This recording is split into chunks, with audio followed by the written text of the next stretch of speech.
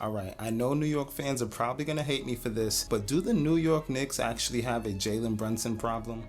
Let's talk about it. Alright, so first things first, the New York Knicks would not be here without Jalen Brunson. He was absolutely sensational in the first 2 rounds of the playoffs, and he's actually averaging probably over 30 points in this playoffs. I haven't looked at the stats, but I've watched every game, so it's almost apparent. But there has been one glaring statistic that is holding Jalen back, and it is all defensive. So obviously the Knicks are down 3-1, but when we think about the one game that the Knicks won, they actually had a major comeback in the fourth quarter where Cat scored 20 points in that fourth quarter, but Jalen Brunson was out for the majority of that run in foul trouble. In the post-game press conference, they asked Carlisle why did he think that happened. He actually stated that the Knicks had their better defenders in for the majority of that game.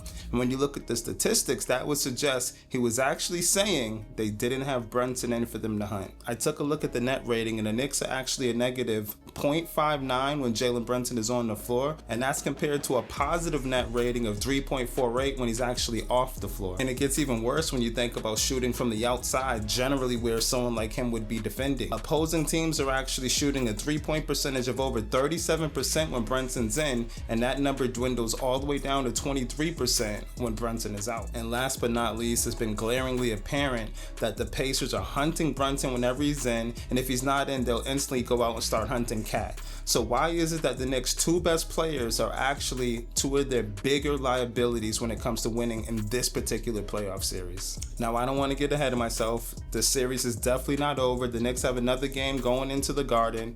They're not playing great in the Garden. They're actually only 3-5 in the playoffs in the Garden. Brunson has been absolutely sensational, especially when it comes to clutch scoring in his playoffs, so I'm not going to write him off just yet. But you tell me in the comments, what do you think?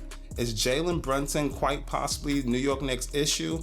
And if so, what kind of changes can Tibbs make to alleviate it? Let's see what plays out.